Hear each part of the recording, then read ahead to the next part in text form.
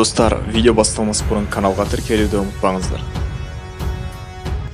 1991 жылы коммунистік ксро құлағаннан бастап, коммунистік Қытайдың да құлауы жайлы айтылып келеді. 70-ші жылдардың соңында Қытай басшысы Дэн Сяопин үлкен реформалар жүргізген болатын.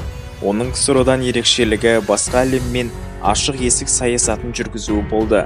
Бұл жағдай Қытайға шетел инвесторларының келіп, көп қаржы құюына және Қытай экономикасының қарыштап дамуына себеп болды. 1989 жылы Қытай жастары алаңға шығып, Қытайда демократиялау, бір партиялық режимді жою және басқа да бостандықтарды талап етті. Дегенмен Қытай әскер кіргізіп, басып тастады және бірнеше мың адам өлді. Қытай елінің тұрақтылығын қазіргі уақытта екі фактор ұстап тұр. Бірінші фактор – тоталитарлық режим және қатал түрде бақылау. Барлық адам камера арқылы бақыланады және адамдарды көтеріліске шақыру мүмкіндігі болған YouTube сияқты бірқатар әлеуметтік желілер бұғатталып тасталынған. Кез келген билікке қарсы үндеу шақыру немесе билікті айыптау қатал түрде жазаланады және басып тасталынады. Екінші фактор – экономикалық жағдай.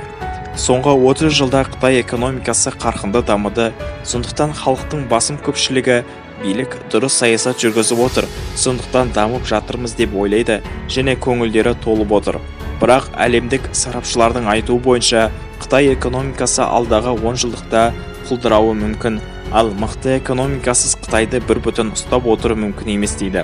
80-ші жылдардың соңында экономикасы құлдыраған ксро да ұзаққа бара алмады.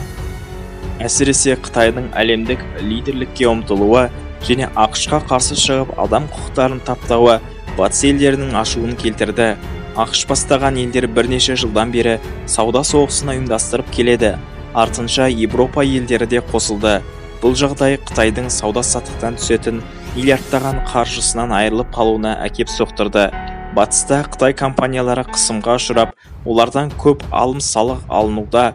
Бұрындары кедей болып отырған халықтың арзан күшін пайдалану Қытай экономикасының өсуіне байланысты тиімсіз болып қалып, ақш компанияларын Үндістан, Вьетнам сияқты елдерге көшіріп алып кетуде.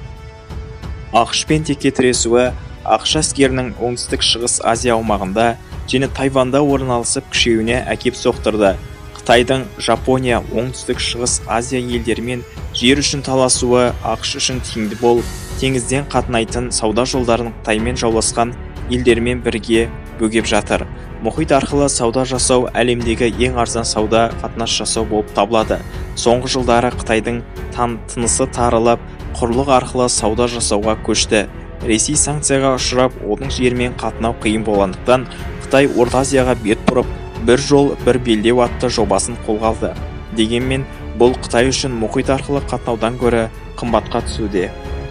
Сонымен қатар Қытай аумағында бірқатар тәуелсіздік пен бөлініп шығуды аңсап отырған халықтар бар. Солардың бірі ұйғырлар. 20 ғасырдың басында ұйғырлардың ұлт азаттық күресі бірқатар жеңіске жетуіне алып кеп соқтырды. 1933-1934 жылдары ұйғырлар жетістікке жетіп Шығыс Түркістан Республикасын құрған болатын. 1949 жылы Сталиннің қолдауымен Қытайлар ұйғырларды жеңіп басып алды. Ішкі Моңғолия. Сыртқы Моңғолия қазіргі уақытта тәуелсіз мемлекет, ал ішкі Моңғолия Қытай аумағында қалып қойды. Тибет. Тибет пен Қытай арасы әрдайым шиеленіске толы болатын. 1913 жылы Тибет тәуелсіздігін жарияласа да, 1950 жылы Қытай халық азат етуші әскері Тибетке басып кіріп, басып алды. Тибет басшылары 40 жыл тәуелсіз болған уақытында әскери іске мән бермеген себепті басып кірген Қытай әскеріне қарсы тұра алмады. Манчжурия. Манчжурлер түркілер сияқты Қытайды бірнеше рет жаулап алған болатын. Шыңғысхан құлатқан Цзин әулеті де Қытайды басқарып отырған манчжурлер болатын. 17 ғасырда Қытайды тағы да жаулап алып, Цин империясын құрып, 1911 жылға дейін биледі. Шанхай революциясынан кейін манчжурлер билігі құлап, Манчжурия Қытайдың құрамында қалып қойды. Қазіргі уақытта манчжурлердің саны 10 миллионнан аса, бірақ та уақыт өткен сайын Қытайға жұтылып бара жатыр. Макао және Гонконг. Бұл екі аумақ Европа колониясы болғандықтан, евро мәдениет пен демократияны бойына сіңірген тек 20 ғасырдың соңында Қытайға бір мемлекет, екі система деген келісіммен қайтарылған. Бұл аумақтың халқы коммунистік Қытайды жақтырмайды және өздеріне қатысты Қытай билігі қабылдаған кез келген шешімді наразылықпен қабылдайды.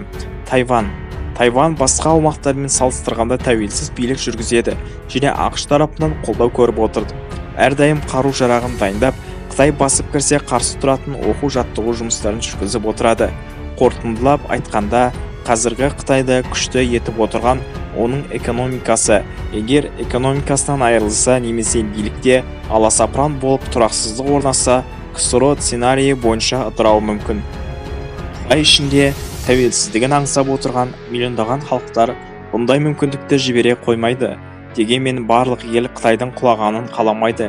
Егер Қытай ыдырап өз ішінде соғыс басталса, миллиондаған мигранттар көрші халықтарды басып қалады. Сондықтан оңтүстік шығыс Азия елдері Қытай ыдырағанын қаламайды. Бірақ Орта Азия елдері үшін ондай қауіп жоқ.